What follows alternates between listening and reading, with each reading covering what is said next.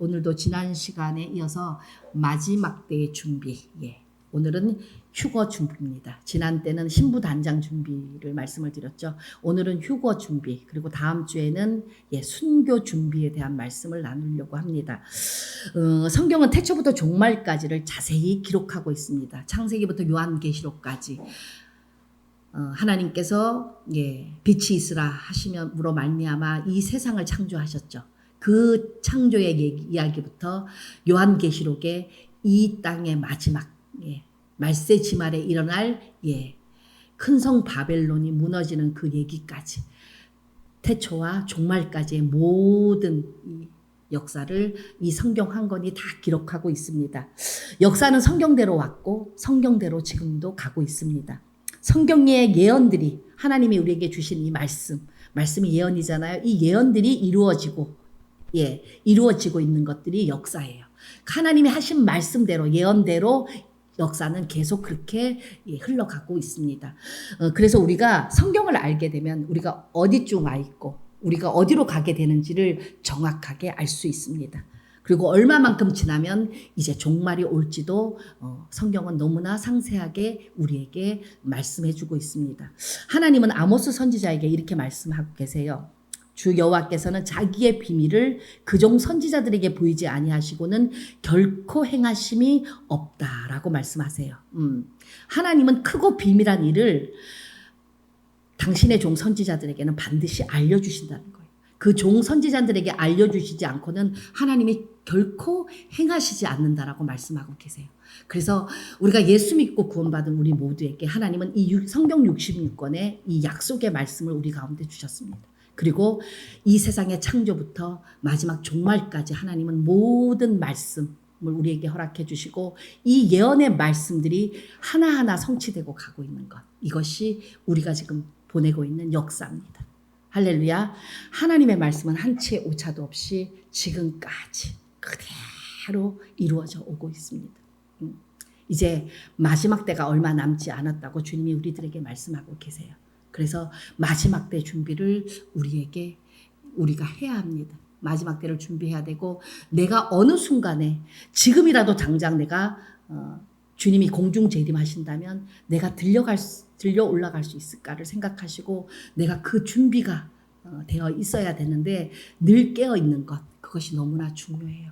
그래서 사실 요즘은 말씀을 준비하느라고 제가 이제 계속 여러 가지 책들을 찾아보고 이제 이렇게 하면서, 주님이 지금 재림하시면 내가 들려 올라갈 수 있을까? 두려워요. 정말로 주님이 오시는데 내가 확 이렇게 들려 올라갈 수 있을까? 아무도 장담을 못하는 거죠. 근데 두렵습니다. 아버지, 정말로 주님이 오실 때 나는 들려 올라갈 수 있습니다 라는 이런 확신이 우리 가운데 들어야 되는데, 그 확신이 들 때까지 우리가 깨어 있기를 주님의 이름으로 축원합니다. 지구 종말로 인해서 지구 역사가 바뀌는 이 엄청난 큰 일을 하나님 갑자기 행하실 리가 절대로 없습니다. 근데 반드시 알려주시는데 비밀은 비밀이기 때문에 아무에게나 알려주지 않습니다. 특별한 하나님의 은총을 받은 자에게 하나님은 이 비밀들을 계시해 주시고 열어주세요. 이미 마지막 때에 대한 얘기는 벌써 몇십 년 전부터 이 말씀이 계속 열려지고 있는데, 하나님은 이제 마지막 때 성경의 계시들이 엄청나게 열려지게 하세요. 그동안 감춰졌던 것들이 엄청나게 하나님의 은혜로 이 성경의 계시의 말씀들이 열려지면서 하나님이 이제 마지막 때 어떻게 임하실 것인가에 대한 부분들을 더 이제 하나님이 우리로 하여금 알게 하시고 깨닫게 하시는 그 시기가 왔습니다. 비밀을 아는 자, 아무에게나 그것을 깨달을 수 있는 은혜를 주신 게 아니라 하나님의 은총을 받은 자에게 하나님은 깨닫게 하시는 그 은혜를 부어주신다라고 말씀하고 계세요. 그래서 저와 여러분은 그 은총을 받은 자임을 주님의 이름으로 축원합니다. 이 마지막 때 말씀을 들을 수 있는 게 축복입니다. 마지막 때 준비, 휴거 준비 이전에 과학자들이 말하는 7가지 종말의 징조에 대해서 제가 여러분들에게 한번 말씀을 드려볼게요. 지금 우리가 사는 이 시대가 과학자들이 이제 그 종말의 징조라고 그러면서 7가지보다 더 많은 종말의 징조들을 지금 얘기하고 있습니다. 왜 과학자들이 말하는 7가지 종말 징조를 제가 알아보려고 하냐면요. 예수님이 초림하실 것을 누구에게 말씀하셨죠? 이사야 선지자에게 말씀하세요. 처녀의 몸에서 잉태되어서 예수님이 초림의 땅으로 이 땅에 인류를 구원하기 위해서 오실 거라고 그 구약에 예수님이 오시기 훨씬 전에 구약에 이사야 선지자에게 하나님은 그 말씀을 예언해 주시고 그 예언대로 예수님이 처녀의 몸에서 잉태하셔서 이 땅에 오셨죠. 그리고 또 누구에게 그 말씀을 하셨냐면 미가 선지자에게 말씀하세요. 미가 선지자에게는 어떤 말씀을 하셨냐면 메시아가 베들레헴에서 태어날 것을 미가 선지자에게 말씀을 하세요. 그러니까 미리 예수님이 이 땅에 오실 것을 이사야 선지자와 미가 선지자에게 미리 말씀을 해주셨다는 겁니다. 근데 그 당시에 성직자들, 그 당시에 예수님 오실 당시에 성직자들은 이스라엘이 로마의 식민지 상태로 있었기 때문에 오직 로마에서부터 해방하는 것 거기에만 온통 관심이 있었습니다. 그리고 전혀 이 메시아 오시는 부분에 대해서 말씀은 지식적으로 알고 있었지만 전혀 그 말씀에 대한 어떤 계시들이 열려지지 않는 상태로, 왜냐하면 세상 속에서 세상 가운데 영적이지도 않고 제사장들이 그냥 세상적이었기 때문에 전혀 하나님의 이 영적인 계시를 받을 수가 없었어요. 자, 예수님이 이 땅에 태어났을 때 가장 먼저 아는 사람이 누구죠? 동방에서 별을 연구하던 동방박사들이에요. 그 사람들이, 그 과학자들이 그 계시를 제일 먼저 받고 어디로 왔어요? 예루살렘으로 찾아왔어요. 왕이 태어났는데 그 왕이 어디 계시냐라고 묻죠. 그랬더니 그 왕궁에 있던 그 서기관이 미가 선지자의 말을 인용해서 예루살렘에서 베들레헴에서 태어난다 그러더라. 그 얘기를 해줘요. 근데 전혀 관심이 없어요. 근데 이 동방 박사들은, 이 과학자들은, 별을 연구하는 과학자들은 찾아갑니다. 예, 믿음은 행동할 때 믿음이 되는 거예요. 지식적으로 아무리 내가 많이 알고 있어도 그것이 행동으로 옮겨지지 않으면 그것은 지식으로 머물 뿐 우리의 믿음이 될 수가 없습니다. 그래서 이분들이 뭘 가져가죠? 예수님, 동방으로부터 와서 그 예수님을 만나고 황금과 유황과 몰약을 예수님께 바칩니다. 자, 초림 예수님이 그렇게 오셨어요. 과학자들이 먼저 알고 그 당시에 종교 지도자들은 전혀 관심이 없었고 아무도 예수님이 태어나실 그곳에 가지 않았습니다. 그리고 목자들한테, 들판에 양을 치는 목자들에게 또 알려주셨죠. 근데 가장 먼저 알게 된 사람들은 별을 연구하는 동방박사들, 과학자들이었다는 거예요. 자, 초림 예수 때는 그랬는데 재림 예수 때는 그럼 어떨까요? 재림 예수 때는 어떨까요? 재림 예수 때도 마찬가지일 거예요. 마지막 때 설교를 하면 교인들이 별로 안 좋아해요. 그래서 목자들이, 그렇지 않은 목사님들이 훨씬 더 많습니다만 또 일부의 목사님들은 이 마지막 때 설교하는 것을 굉장히 부담스러워합니다. 왜? 교인들이 싫어하니까. 듣기 싫으니까. 얼마 때가 남지 않았다 그러고 뭐 이렇게 이런 환난과 이런 연단과 고통이 온다 그러면 다들 듣기 싫어해. 그냥 평안하다, 복되다, 이런 좋은 얘기, 듣기 좋은 얘기만 듣기를 원하죠. 마지막 때는 라오디게아 교인처럼 나는 부자라 부족한 것이 없다라고 얘기하지만 주님은 그들의 영적인 상태를 너는 눈이 멀었고 벌거벗었고 가난하고 헐벗었다라고 말씀하시죠. 마지막 때 교회 다니는 대표적인 교회를 라오디게아 교회라고 하는데 많은 사람의 영적인 실태가 이렇다는 거예요. 나는 부자라 부족함이 없고 그냥 평안하다 나는 좋다 이렇게 얘기를 해요. 근데 그 평안은 참 평안이 아닙니다. 이스라엘이 망할 때, 멸망하기 전까지도 그 당시에 종교 지도자들, 제사장들은 이스라엘 백성들에게 평안하다를 계속 외쳤습니다.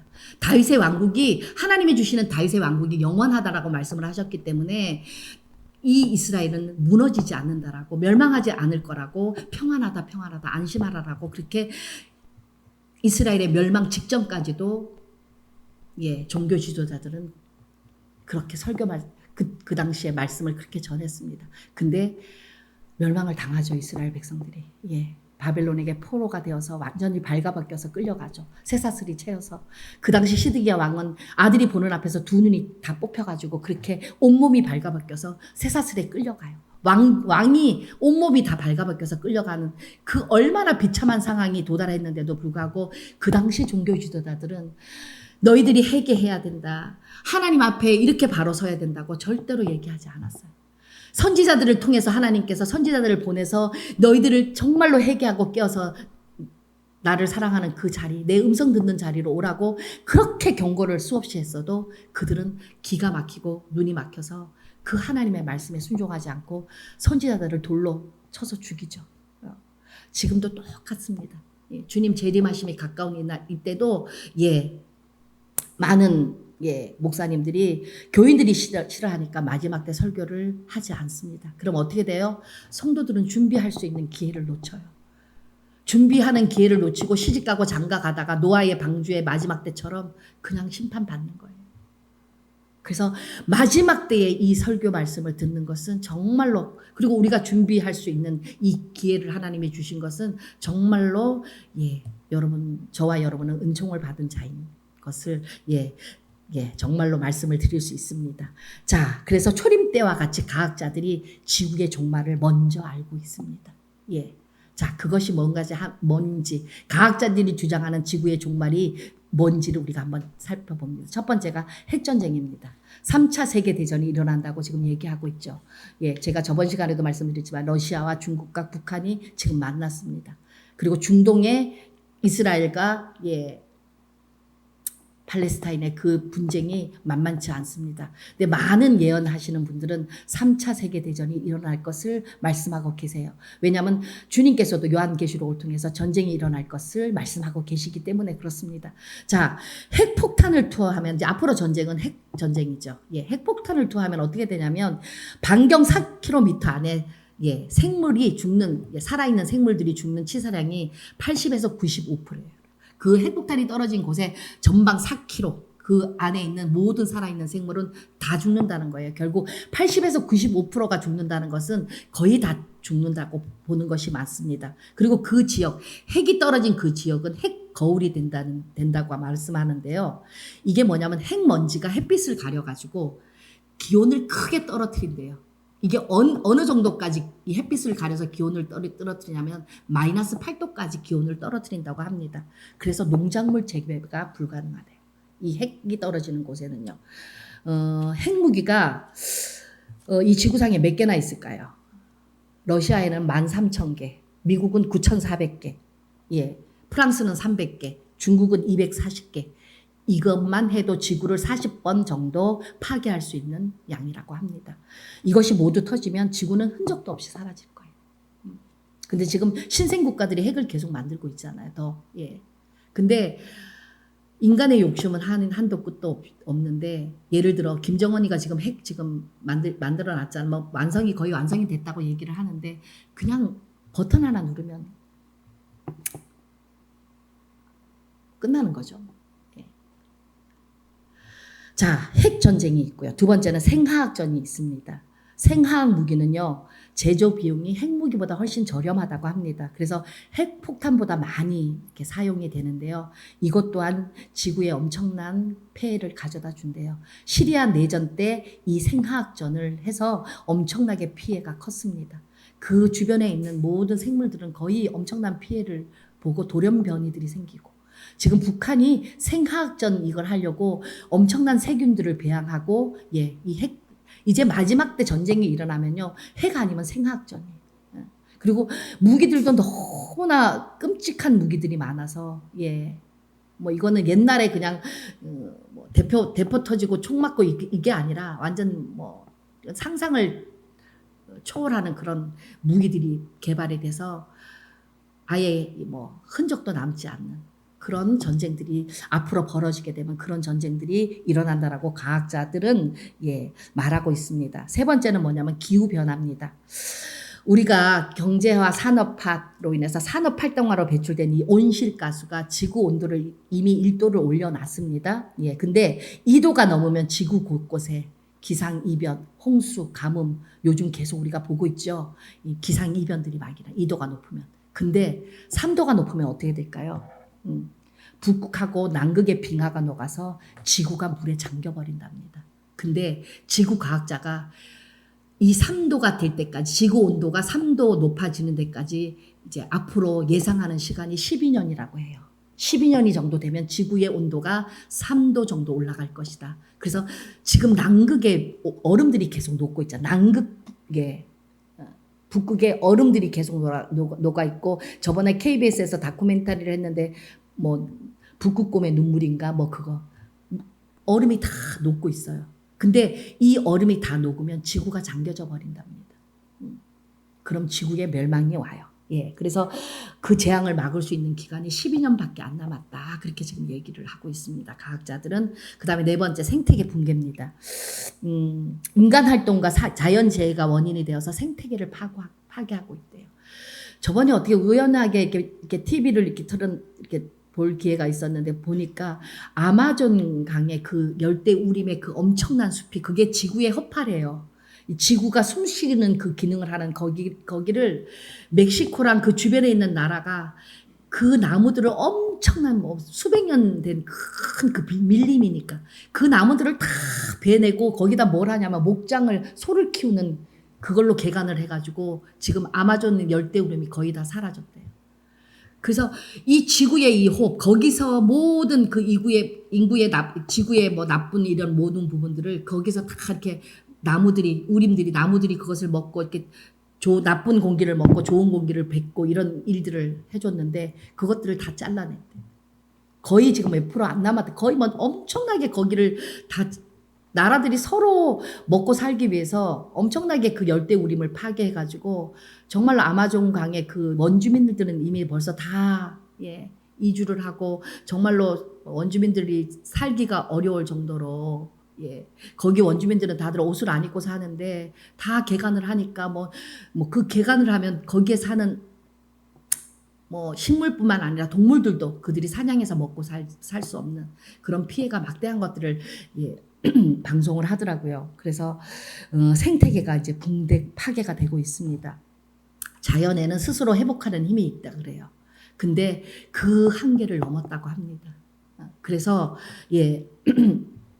1970년 이후에 그 척추동물 이렇게 우리 같이 이렇게 척추를 가진 큰 동물의 개체수가 58%나 감소했대요. 반이나 줄었대요. 그만큼 무분별하게 산업화가 이루어지고 열대 우림들이 파괴됨으로 말미암아 우리가 더 이상 이제는 자연으로부터 공급받을 수 있는 모든 것들을 우리가 공급을 제대로 못 받는 그 시대로 우리가 지금 접어들고 있다는 것을 여러분 기억하시기 바랍니다. 그 다음에 뭐가 있죠? 전염병입니다. 아마 많은 예언하시는 분들이 2017년 내년에 코로나보다 더 큰 전염병이 세계를 덮칠 거라고 예언하고 있습니다. 그때는 코로나도 엄청나게 많은 인구가 죽었잖아요. 코로나에서 죽은 인구보다 더 큰 이 바이러스가 퍼져서 결국은 인구의 3분의 1 정도가 죽게 되는 그런 대참사가 있을 것이라고 얘기를 하는데 그게 지로부터 매게 되는 거라고까지 이제 하나님이 이제 예언하시는 분들 하나님의 그 말씀들을 듣고 그 질병이 어떻게 생길까 했더니 코로나는 박쥐로부터 발생됐잖아요. 이제 다음에 올 거는 쥐로부터 인한 뭐 그런 거라고 하는데 뭐 그건 아직 확실치 않기 때문에 어쨌든 동물로부터 계속 전염병이 창궐하게 된다는 것. 그리고 세계화가 되니까 공항에 비행기를 타고 다들 움직이잖아요, 우리가. 전염의 속도는 엄청난 거예요. 그래서 전염병이 앞으로 더 창궐할 것이다. 그다음에 지구과학자들은 또 뭘 말씀하고 있냐면 소행성 충돌에 대해서 말씀하고 있습니다. 소행성이 지구에 떨어지는 그 사건은요, 12년에 한 번 정도 이렇게 반복되어서 왔답니다. 소행성은 그 공룡을 멸종시킬 만큼 세 차례 이 지구에 떨어졌다 그래요. 그 소행성이 떨어지면서 이 공룡이 이 지구상에 사는 생물이 큰 그 공룡이 다 멸종이 되었다고 합니다. 지금 별들이 점점 많이 지구로 떨어지고 있습니다. 여러분 뉴스상으로 이것들을 접했는지 모르지만 저번에 소행성이 지구 가까이 왔다고 그게 부딪히면 이게 지구에 이게 핵폭탄보다도 더 강력한 위력을 가지고 있대요. 그래서 그때 실시간 방송하는 걸 제가 봤는데 공룡을 멸종시킨 그 행성보다 지구에 떨어진 그 행성보다 10분의 1이 작은 그런 소행성에도 지구의 인구의 수억 명이 희생될 수 있다고 합니다. 그런데 지금 별이 계속 러시아에서는 운석들이 계속 떨어지잖아요. 그래서 저번에 그 러시아 그 올림픽 때 그 운석으로 메달을 만들어서 선수들에게 줬단 말이에요. 예, 그래서 소행성이 만약에 지구에 충돌할 때 그 충격은 1억 메가톤의 핵폭발과 똑같다라고 그렇게 말씀하고 있어요. 근데 이것이 계속 떨어지고 있대. 그래서 지구 과학자는 이걸로 인해서 또한 종말의 한 징조다라고 그렇게 말씀하고 있습니다. 마지막으로 7번째는 인구 가인 공업화와 지구의 사막화로 인한 식량 부족입니다. 예. 인구가 계속 늘어나고 그에 따른 식량 공급이 부족하게 되니까 결국은 어떻게 되죠? 예. 전쟁이 일어나는 거죠. 예. 예. 먹고 살기 위해서는 결국은 제가 죽어야 내가 먹을 수 있으니까 전쟁이 일어나는 거죠. 그래서 이런 마지막 때 징조를 과학자들이 얘기하면서 이제 마지막 때가 얼마 안 남았다라고 말씀하고 있습니다. 예.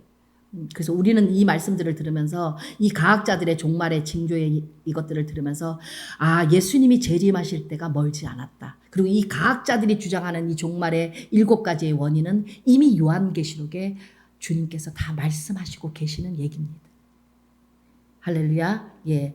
자, 이런 때 주님은 뭐라고 말씀하세요? 오늘 마태복음 24장 13절에 이렇게 말씀하고 계세요. 끝까지 견디는 자는 구원을 얻게 될 거라고 말씀하고 계십니다. 우리는 이러한 마지막 환난이 온다고 해도 끝까지 견디면서 믿음을 지켜야 합니다. 가장 중요한 것은 이런 환난의 때에도, 이런 어려운 때에도, 이런 힘든 때에도 우리는 끝까지 예수 그리스도의 이름을 붙들고 견디며 나아가야 한다라고 주님은 말씀을 하고 계십니다. 많은 사람들이 어려울 때 믿음을 많이 잃어버려요. 근데 정말로 어리석은 사람들이에요. 어려울 때일수록 더 주님을 붙잡아야지 주님이 도우실 수가 있는데 이 어려울 때 믿음을 내려놓는 것은 정말로 어리석은 일입니다. 그래서 우리가 이 지구의 종말의 때 여러 가지 이제 기상이병과 이제 여러 가지 질병과 전염병과 식량 부족과 뭐 지금 미국, 프랑스도 나라가 위태위태하다 그러죠. 예.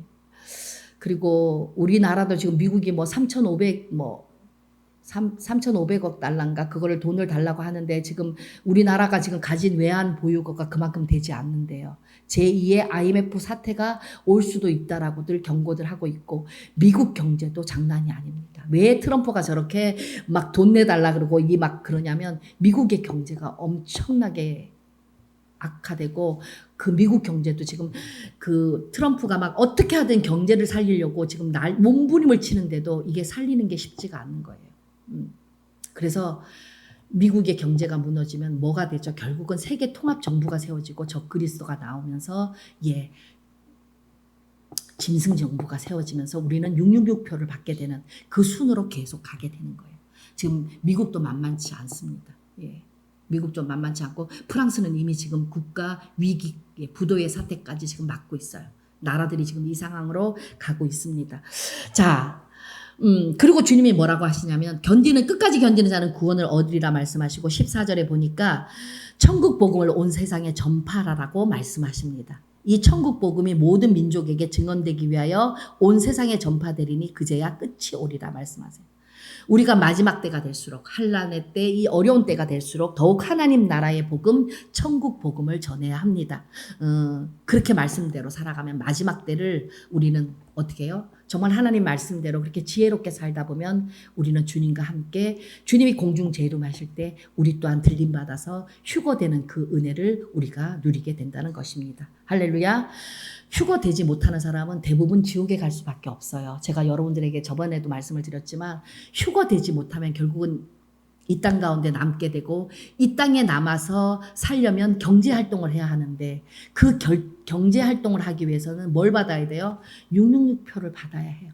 이마나 손목에 다음 시간에 이제 순교 준비할 때 제가 이 부분에 대해서 666표에 대해서 여러분들에게 다시 자세히 말씀을 드리겠지만 이거를 받아야지만 경제활동을 할 수 있고 먹고 살 수 있기 때문에 이 666표를 받으면 어떻게 돼요? 모든 것이 다 AI처럼 우리의 감정 이런 것들이 다 기계로 다 조작이 되는 그래서 하나님을 믿고 싶어도 믿을 수가 없는 그 상황에 가게 됩니다. 그래서 666표를 받는 순간 그냥 지옥이에요. 하나님을 하나님으로 부를 수 없는 그 상태로 그 악한 그 짐승 정부가 요즘 뭐 기계를 한번 여러분 보세요. 얼마나 지금 기술의 짜리 큰지 우리가 막 생각할 수도 없는, 예. AI가 지금 뭐 모든 걸 다 물어보면 AI가 다 대답을 해주는 시대예요.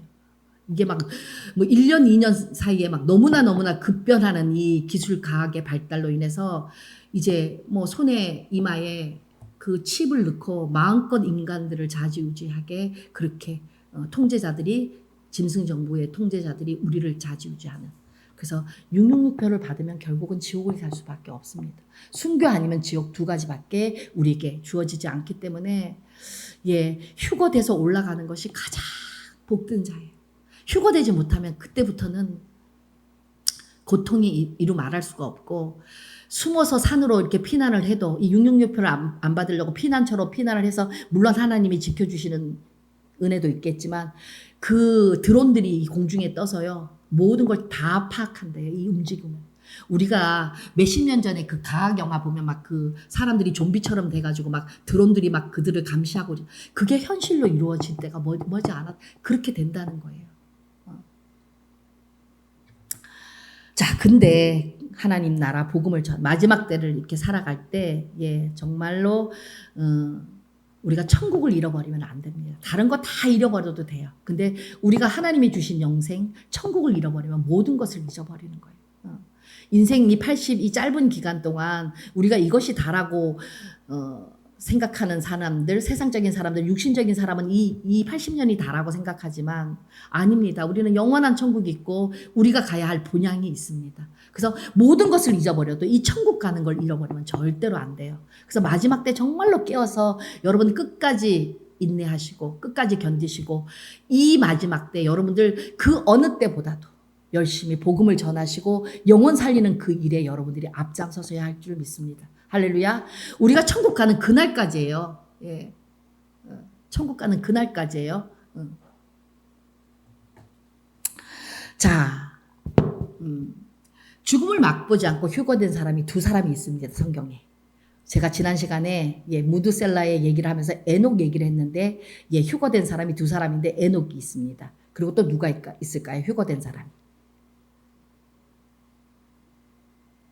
엘리야가 있죠.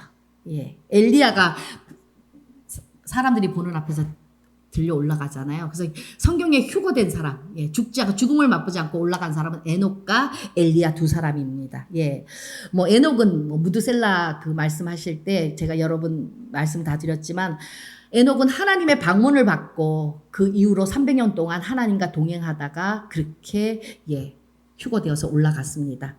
결국 에녹이 300년 동안 하나님과 동행했다는 것은 죄를 짓지 않았다는 것을 의미해요. 하나님의 뜻 가운데서 몸부림치면서 그렇게 하나님과 동행했다고 우리는 보면 됩니다. 그래서 우리 또한 마찬가지입니다. 언제 주님이 오실지 몰라도 당장에 오시더라도, 주님이 당장에 오시더라도 우리가 들림받을 그 준비를 항상 저와 여러분은 하고 있어야 됩니다. 할렐루야. 그래서 24시간 우리에게 주어지는 시간, 늘 주님의 이름을 부르고 정말로 주님께 기도하고, 이전에 기도했던 것보다 더 많은 기도의 시간, 더 많은 주님의 음성을 듣는 시간, 그리고 더 많이 복음을 전하는 그런 저와 여러분이 되어야 할 줄 믿습니다. 왜냐하면 그만큼 주님 오시는 날이 가까이 왔기 때문에 그렇습니다. 할렐루야. 아멘. 예.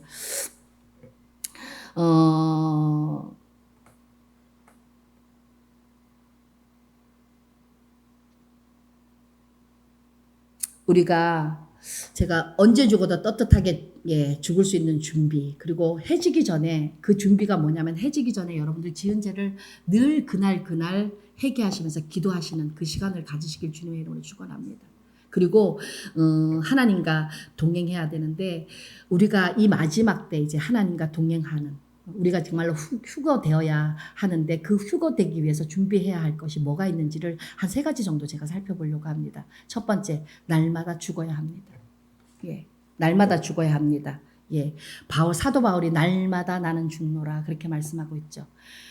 왜, 이 죽는 것은 죄로부터 죽어야 되겠지만, 제가 날마다 해결을 해야 된다 그러잖아요. 아침에 일어나서 하나님 오늘 하루도 주님 지켜주시고 함께 하시고 동행해 주시옵소서라고 기도하시고, 그리고 이제 하루가 끝날 때 주님 앞에 나와서 하나님 오늘 하루 내가 또 내 생각대로 행한 거, 내가 지은 죄가 뭐가 있는지를 깨닫게 해주시고 그것을 회개할 수 있도록 도와달라고, 회개의 영을 부어달라고 기도하시면 하나님께서 잘못한 것들을 아마 떠올려 주실 것입니다. 그래서 저녁 기도 시간은 조금 더 길게 잡으시고 그 주님께서 말씀하시는 것들을 다 회개하시고 주무시고, 그리고 해야 할 것은 날마다 죽으셔야 해요. 사도 바울처럼 날마다 죽어야 하는데 죄에 대해서 죽어야 할 뿐만 아니라 우리 자아에 대해서 죽어야 해요. 저와 여러분의 그 자아는 날마다 십자가의 주님과 함께 죽고 다시 사는 그 은혜 안에 있어야 하는 것입니다. 할렐루야.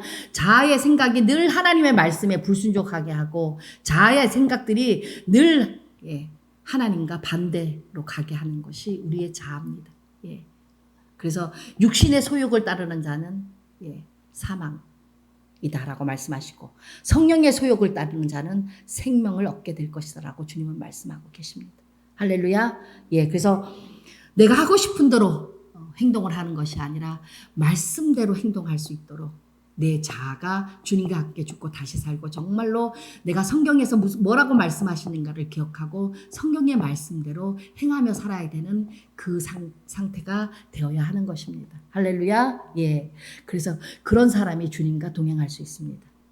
두 번째, 어떨까요? 날마다 죽어야 하고 날마다 사랑해야 합니다. 날마다 사랑해야 합니다. 하나님과 동행하는 삶은 날마다 사랑하는 삶입니다. 근데 우리 자꾸 미움이 나와요. 그쵸? 아우, 미워. 저래서 미워. 다 좋은데 저게 나빠. 하고 자꾸 내가 판단하고 내가 자꾸 미워요. 내 안에 자꾸 미운, 내 뜻대로 이렇게 안 되고 그러면 자꾸 이렇게 미움이 나오고 자꾸 판단과 정죄가 나오는 것이 우리의 모습들입니다. 근데 하나님은 날마다 사랑하래요. 날마다 죽음과 동시에 날마다 너희는 사랑하라라고 우리에게 말씀하십니다. 사랑은 왜 그렇죠? 율법의 완성이기 때문에 그렇습니다. 우리에게는 다른 사람을 사랑할 수 있는 자원이 우리에게는 하나도 없습니다. 죄송합니다만 저와 여러분에게는 다른 사람, 타인을 사랑할 자원이 우리에게는 0.001%도 없습니다. 그럼 이 남을 사랑할 수 있는 자원은 누구에게 있죠? 하나님께 있어요. 우리와 함께 하시는 성령님, 그분에게 남을, 타인을 사랑할 수 있는 자원이 있기 때문에 우리가 항상 하나님 저에게 하나님의 사랑을 부으소서 기도하셔야 해요. 그 사랑으로 채워져야 합니다. 그래야지 날마다 사랑을 할 수 있고 날마다 죽을 수도 있는 거예요. 그래서 끊임없이 사랑하는 삶, 그것이 휴거 준비예요. 날마다 내 자아를 죽이고 날마다 사랑하는 삶, 이것이 휴거 준비의 가장 중요한 것입니다. 세 번째는 뭐냐면요, 날마다 하나님을 높여야 합니다. 휴거 준비 중에 날마다 여러분들 하나님 영광을 위해서 사시는 그 은혜가 있기를 주님의 이름으로 축원합니다. 할렐루야. 하나님이 매일 쓰시고 계시는 책이 4권이 있다고 합니다. 여러분 아세요? 하나님이 쓰시고 계시는 책이 4권 있다는 것? 자, 한번 살펴봅시다. 정말로 하나님이 4권의 책을 계속 쓰고 계신가? 첫 번째 주의 책입니다. 시편 139편 16절 말씀 찾습니다. 시편 139편 16절.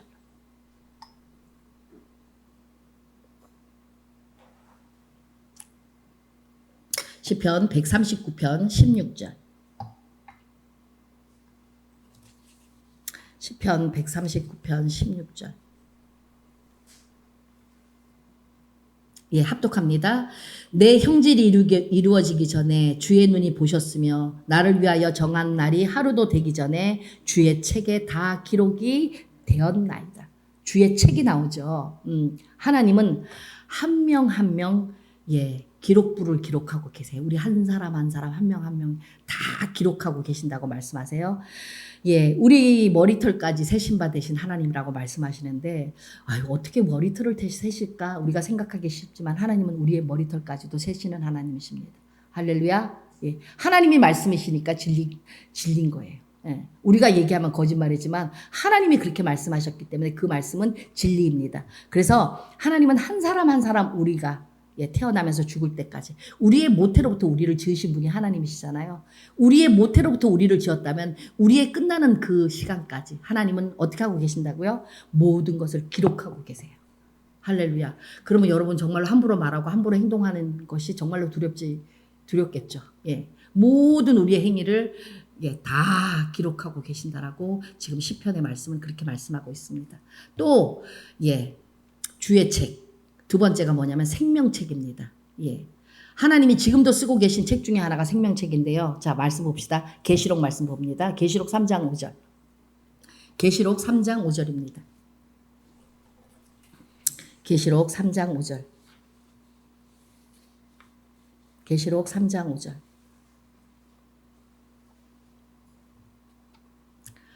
예, 합독합니다. 이기는 자는 이와 같이 흰옷을 입을 것이요 내가 그 이름을 생명책에서 결코 지우지 아니하고 그 이름을 내 아버지 앞과 그의 천사들 앞에서 시인하리라. 아멘. 그리고 계시록 21장 27절 다시 한번 찾습니다. 계시록 21장 27절 말씀.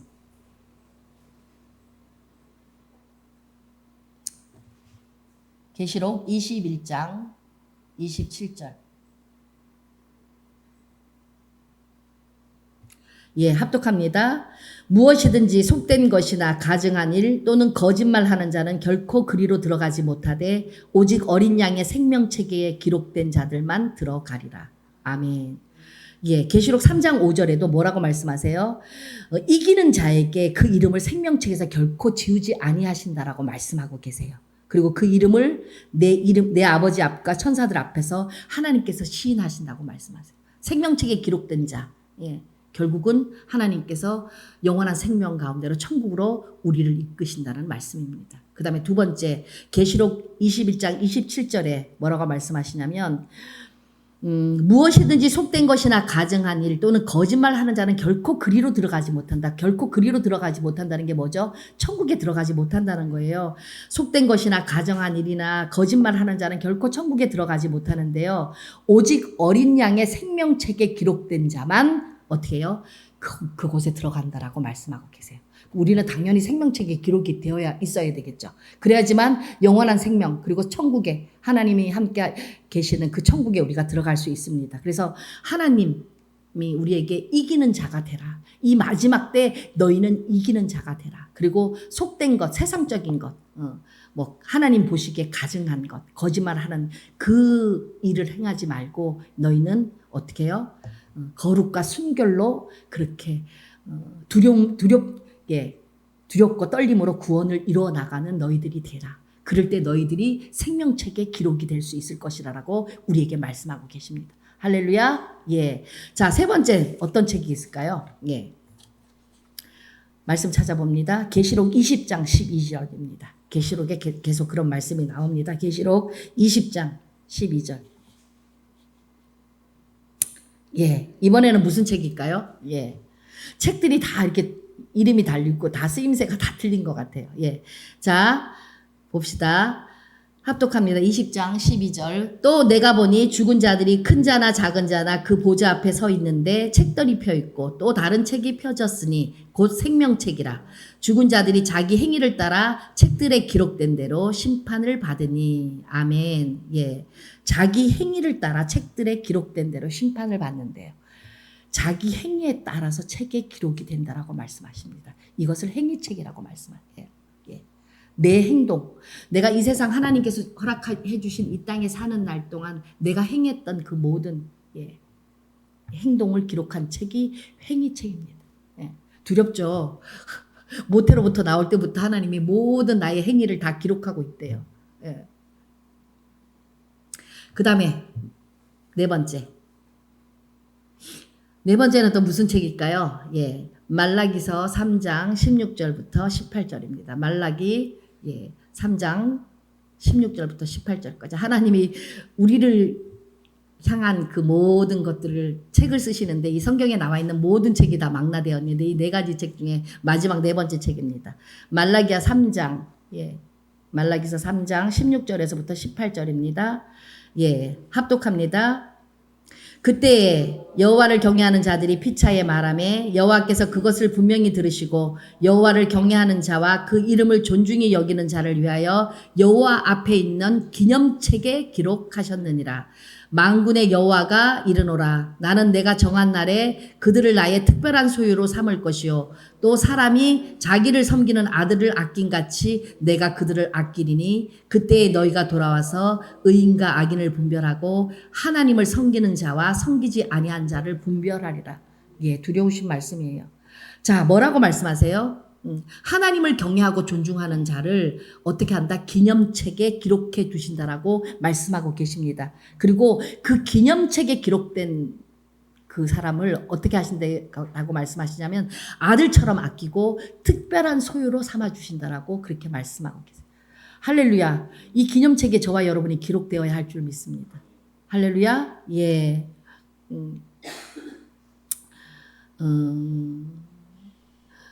제가 보니까 4가지 책 중에서 가장 최고의 영광이 기념책에 모든 것이 물론 다 우리가 모든 것을 다 기록될 때 잘 기록되어야 하고 우리가 생명책 안에도 들어가야 되고 우리의 행위책 가운데도 우리의 행위가 잘 정말 하나님 보시기에 잘 그렇게 기록이 되어야 함에도 불구하고 가장 이 중에서 다 귀한 책이지만 이 중에서 가장 최고의 영광은 기념책에 기록되는 것입니다.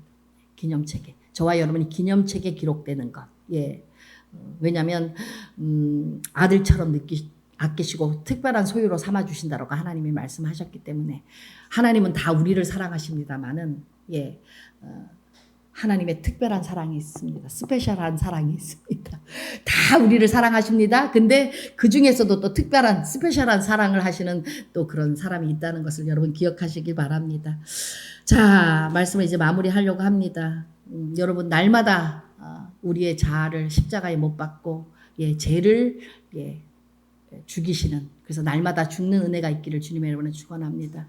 그리고 날마다 사랑하십시오. 우리 안에는 그 어떤 선한 것도 없기 때문에 이 사랑을 하나님께로부터 공급받으셔서 정말로 많은 사람을 사랑할 수 있도록 하나님 은혜를 베풀어 달라고 그리고 그 사랑을 나의 마음에 심령 가운데 부어 달라고 기도하시는 저와 여러분이 되시길 주님의 이름으로 축원합니다. 그리고 또한 하나님을 높이는 그래서 기념책에 기록될 수 있는 정말 하나님을 경외하고 존중히 여기는 자가 되어서 정말로 하나님이 아들같이 여기고 정말로 귀하게 여기시는 그 자리에 우리가 들어갈 수 있도록 기념책에 기록되는 그런 사람들이 다 되시고 또한 정말 이 마지막 때 하나님의 영광을 위해서 살아가시는 저와 여러분이 되시기를 축원합니다. 그래서 이 마지막 때 우리가 휴거 준비는 결국은 날마다 죽고 날마다 사랑하고 날마다 하나님의 영광과 하나님의 이름을 높이는 그 삶을 살아내는 것이 휴거 준비인 것입니다. 할렐루야. 그럴 때 예수께서 이 땅에 재림하실 때 우리는 주님과 함께 들림 받아서 그렇게 휴거가 될 것입니다. 할렐루야. 그런 은혜가 있기를 주님의 이름으로 축원합니다. 기도합니다. 이 주신 말씀